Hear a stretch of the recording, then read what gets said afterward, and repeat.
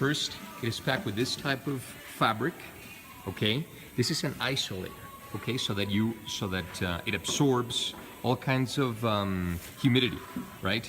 These are the specific holes that I told you, so customs doesn't have to drill onto the piece or anything. They could just put the little camera in and check that there's nothing inside.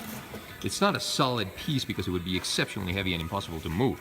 Every single person does this, okay, when it comes to importing. All right, I'm sorry, exporting to the United States. All right, so it's first going to be covered with that to serve as an absorbent for any kind of humidity or anything of the sort, right? So it doesn't touch the actual piece. Now you're going to see here on the crate itself is not only made in wood, it's going to be lined with plastic and then with styrofoam. All right, I'll show you in a bit. After that, it's going to be wrapped in plastic, the piece itself, in spite of the fact that this is also wrapped in plastic. But the piece itself is also going to be wrapped in plastic, okay? After the piece has been wrapped in plastic, then this cardboard is going to be wrapped all around the piece to protect it, okay? You see?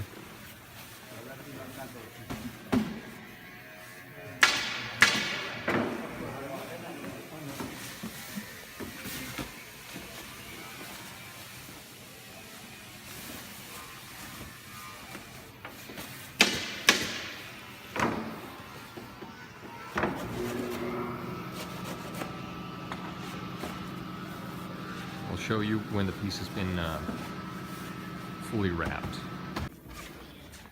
The table has been wrapped, and now it has, for the edges, these are very tough, protective, like hard cardboard, edges to protect all the edges of the piece, as you can see, to make sure that even if it gets hit against something or something gets banged on something, all right? Or for manipulation purposes, when somebody's like moving it up the building or whatnot, they can still move it on up like that, even before packing it. Uncrating it, great. Now it's going to be crated, and I'll show you how it's going to be crated. The crate, the wooden crate, is built around the actual piece. As you can see, to begin with, it's already been lined, like I mentioned, with that, and then it's going to be lined with styrofoam, okay?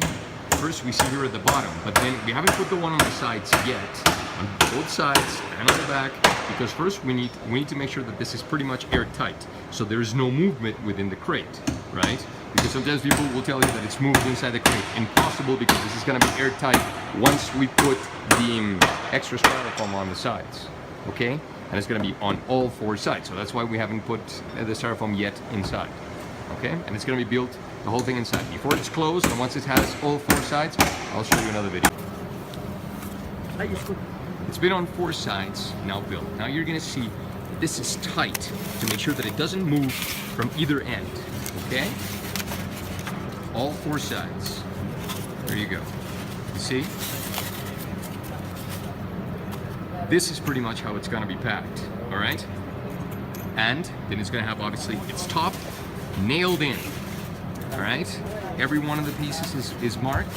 It's going to be nailed in. I'm going to send you pictures once the crate has been fully finished. Okay? But as you can see, there's styrofoam all over. The piece itself has been protected. The crate itself has been protected. Okay? And there is no wiggle room for the piece to move inside the crate. Okay? The crate has been fully finished. You may see, just temporarily, that the nails themselves are not fully all the way down, because we leave them outside so that when inspections, when it's being inspected in the airport before it's loaded onto the aircraft to see what's inside and whatnot and goes through customs, they have the capacity to take them out, okay? We do not, for security purposes, we do not use screws. So basically the crate is disposed upon when you guys open it, all right? We don't use screws for security reasons, as I mentioned. So it's a question of just these things will be nailed down once the inspection has been done and everything is set to be loaded onto the aircraft, okay?